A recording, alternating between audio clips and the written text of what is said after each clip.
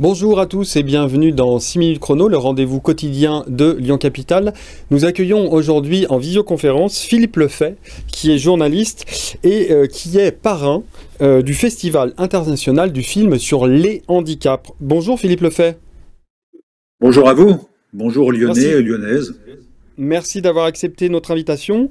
Donc, comme je le disais, vous êtes parrain de ce Festival international du film sur les handicaps qui se déroule à Lyon du 4 au 9 février et dont Lyon Capitale est partenaire. C'est un festival qui met à l'honneur, qui valorise et qui fait connaître les films et les courts-métrages sur le handicap. Pourquoi avez-vous accepté, Philippe, d'être le parrain de ce festival ?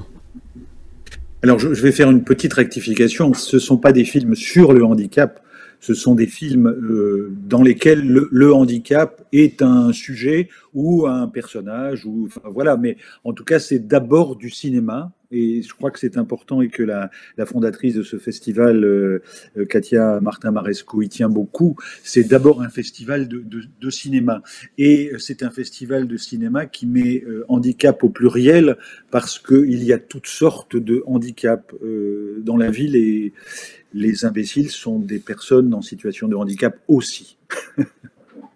Et alors, oui, je reviens à mes questions. Merci d'avoir fait cette précision. Pourquoi vous avez accepté d'être le parrain de ce festival ? Mais je suis concerné puisque je suis moi-même ce qu'il est convenu d'appeler un aidant d'une jeune femme aujourd'hui qui a 25 ans. Et donc, j'ai toujours été sensibilisé à ces singularités. Je préfère le mot singularité au mot handicap, même si évidemment le mot handicap permet de cataloguer, ce qui est détestable.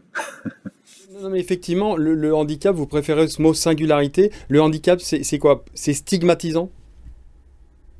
Ben, ça l'est beaucoup. Quand vous parlez avec des personnes en situation de handicap, souvent il est question du regard de l'autre. Et le regard de l'autre n'est pas forcément accueillant. Et à partir du moment où il n'est pas accueillant, on peut se sentir exclu. Et la question, c'est bien dire une personne handicapée. Dire une personne en situation de handicap, parce que le handicap n'a jamais essentialisé quelqu'un. Et c'est en ce sens qu'il est important, de mon point de vue, de parler plus de singularité. On reviendra tout à l'heure justement sur ce que dit la société, sur ses singularités. Mais quand même, je voudrais revenir sur ce festival. Ce festival, donc c'est un festival de cinéma. Qu'est-ce qu'on va pouvoir y retrouver? Ben on va d'abord y retrouver des films du monde entier. On va y retrouver tous les formats du cinéma, du documentaire au film de fiction, en passant par le court-métrage, en passant par l'animation. Et c'est d'abord du cinéma, et c'est un cinéma qui permet à chacun de s'identifier avec les personnages qu'il y trouve, quelle que soit sa singularité. Donc oui, ce festival, je rappelle, donc du 4 au 9 février à Lyon, dans différents endroits, l'Institut Lumière, le Cinéma Lumière Terreau, l'Université Lyon Lumière Lyon 2, pardon, ou le cinéma Le Comédia. Je reviens sur les singularités dont vous parliez, un mot que vous préfériez au handicap. Notre société aujourd'hui, par rapport à ces singularités, comment elle se situe? Ben, elle essaie de mieux se situer. Elle essaie de moins exiler certaines personnes qui n'ont pas de réponse à leur situation de handicap, notamment en Belgique. Donc, il y a eu une loi qui a été une loi extrêmement importante, qui est la loi de 2005. Donc, aujourd'hui, la question pour ces personnes singulières, c'est au meilleur de leur autonomie, en pleine citoyenneté, être des citoyennes et des citoyens comme les autres. Et ceci n'est pas gagné. Ou pas Ce, encore. ce- en tout cas, effectivement, ça avance peut-être trop doucement, mais en tout cas, voilà, ça avance un petit peu. Qu'est-ce que peut changer ce festival, enfin le cinéma, de manière générale, la culture, sur cette question des handicaps, des singularités?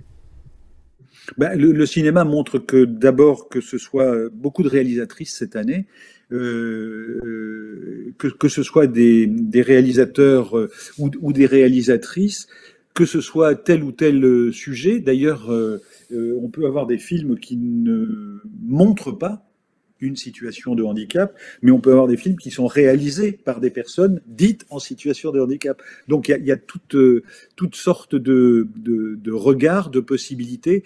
Et encore une fois, ce qui m'a toujours bluffé, parce que ça fait 2 ans avec la pandémie, effectivement, mon parrainage a un peu augmenté. Ce qui est très intéressant, ce qui m'a toujours bluffé quand on regarde ce film, c'est que justement, et contrairement à ce qu'on évoquait au début, c'est que jamais on est confronté au handicap. On est confronté à du cinéma et donc à la possibilité toujours de